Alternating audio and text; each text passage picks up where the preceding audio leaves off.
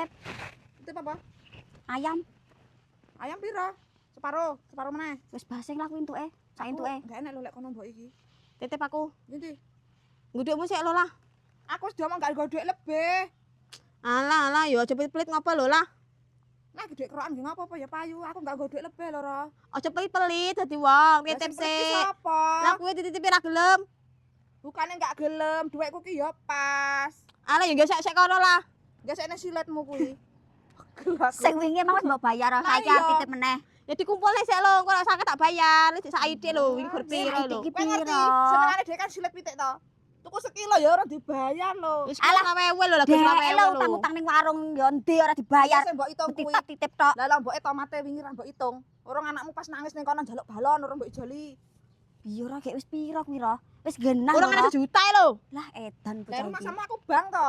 Ya ra ojo pit-pit lho, aku titip. Kono wae genah nggo KTP karo kakak. Mau wis Alah yo gah kae, aku titip sampean ae, ojo pit-pit lho. Kowe ora enek dhek pagi tak nunut golek turane tak nunut nyelit kowe wae sing iki ki enggak turah lho.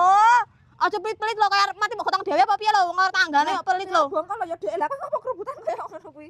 Dek njeluk kerokan ki lho, arep klenger dek. Nah, Sama lambungin naik, dasi mumut. iki gara gak tau sarapan nit. Lah yo ngene ora tau masak lho. Loro. Ora tau duit biar masak.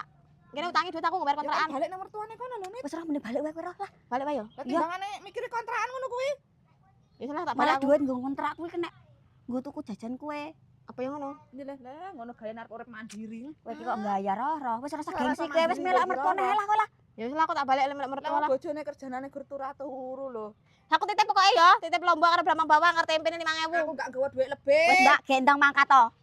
Kaya kowe kira tau titip-titip 1.000 ora Lah, mbok Lah aku bayar. nek duit lho ro aku ro. Alah gawane dhuwit lho. Alah ngopo? 1.000 ya ora mbok bayar. Tak bayar enggak, Mbak? Dibayar ya. Alah ora, Dek. Lah kowe lek titip dhek 1.000 apa dibayar?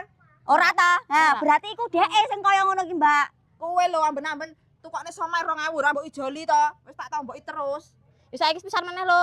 Anakmu nyegat mie ayam kae sapa? Makan tombok terus aku. Lah kowe lho anakku boro-boro ndi? Wis kan gendong gunal Aku kono lah. galek kon nombak-nombak aku terus terang. Iki bensin arep tak isi ora di duit aku kok. Nang to, Mbak. Pisan meneh. Alane kono kulupne dong singkong kono kae lho nggunamu nit. Wis kan aku mending nguluk Kalau wae. dong singkong kae malah gratis. Mending balik aku males. Lah ya wis. Dhek iki tuman no angger-angger, Mbak. Iya lah aku ya pegel. Dhek lho. Wingi lho ora dijoli tuku silet gayane. Engko tak ijoli tekan omah. Lah apa wis entek ya ora dijoli lho. Ning warung titip 1.000 2.000 gedene 5.000 10.000 ora tau ngekeki kok. Makane males aku ya. Wis kalau gendong lah. Males juga aku ngrungokne menara. Dalane ya engko balik dijoli. Lah apa tibake ya ora dijoli.